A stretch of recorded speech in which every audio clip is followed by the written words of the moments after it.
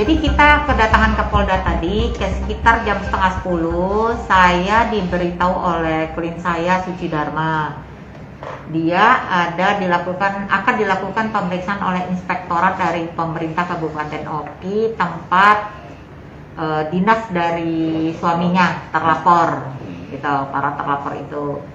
Jadi tadi dilakukan pemeriksaan oleh inspektorat.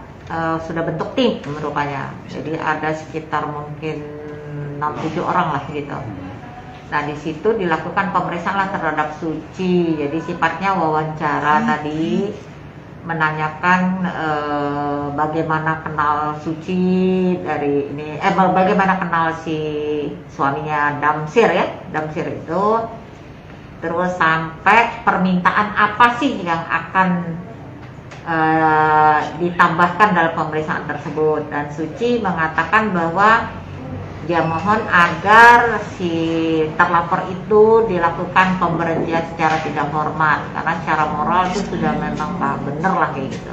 Dari pihak kepolisian belum, karena kondisi Suci kan agak sedikit shock tadi kan gitu. Memang setelah beberapa hari dengan kejadian yang dia baru ketahui pada bulan Maret. Jadi ini ceritanya ini, dia baru menemukan suaminya, memastikan suaminya itu berselingkuh itu sekitar bulan Maret.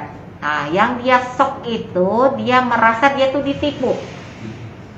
Jadi perkawinannya itu penuh dengan kebohongan atau tipuan. Pada waktu perkawinan dilakukan, si suaminya itu mengatakan tidak ada hubungan dengan siapapun, tidak punya anak, masih lajang gitu loh. Tapi kenyataannya dengan seiring waktu diselidiki oleh Suci, rupanya sebelum nikah mereka sudah berselingkuh dan sudah melakukan hubungan itu dari 2015. Jadi sebelum menikah, dan sekarang anak itu sudah berumur 4,5 tahun. Terlapor itu berapa lama Bu sebelum nikah? Sempat berpacaran tidak Bu? Pacaran, ya. sempat berpacaran sekitar 1 tahunan kata dia seperti itu. Jadi mungkin dia menikah 2021, mungkin sekitar 2019 sampai 2020 lah mereka. Selingkuhannya itu masih terjadi nggak sejak mereka menikah? Masih. Berarti sekarang masih di jalan Bu ya? Masih berjalan, dan disitulah diketemukan setelah menikah dia melihat ada kecurigaan. Selalu suaminya malam-malam tiba-tiba senyum-senyum sendiri, megang HP, terus selalu handphone dibawa ke kamar mandi, apapun gitu, terus kunci handphone tuh di-passwordin gitu, jadi nggak bisa terlacak tuh, dia curiga akhirnya gitu loh. Terus masalah keuangan suaminya nggak pernah jujur berapa sih penghasilan dia gitu loh. Nah itu, dan dia juga menemukan data ada transferan dari rekening suaminya ke rekening perempuan itu gitu. Perempuan itu statusnya sebagai apa Bu? Sebagai istri orang. Istri orang. ASN juga ya Bu ya? Tugasnya sama, ASN di tempat yang sama. Oke.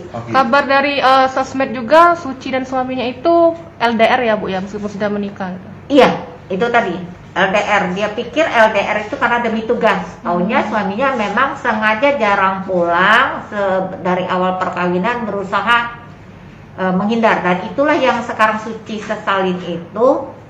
Jadi penipuan dari suami itu seolah-olah perkawinan ini memang ada tipu muslihatnya untuk maksud saya itu melegalkan mereka untuk selalu berzina gitu loh. Suci sendiri sudah ada anak Bu? Iya, sekarang kondisi hamil 4 bulan. Nah, jadi ketika proses DNA dilakukan, setelah akan terjadi hasil ya, DNA itu kan ada proses 2 minggu, karena DNA itu nggak bisa dilakukan di Indonesia, dikirim proses DNA itu di Amerika gitu loh.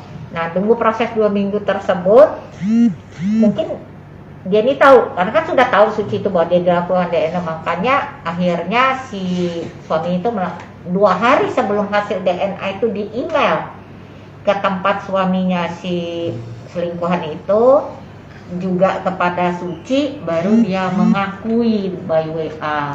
Itu yang melalui surat pengakuan dosa yang juga diposting oleh Betul. Suci itu Bu ya. Akhirnya dengan ada pengakuan itu Suci menyodorkan membuat secara tertulis. Tapi hasil dari tes DNA itu sendiri memang benar. 99,9% anaknya identik bahwa itu anak dari suaminya. Berapa persen? 99,9.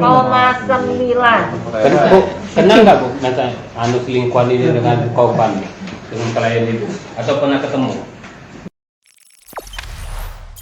Jangan lupa subscribe, share, komen, dan like ya.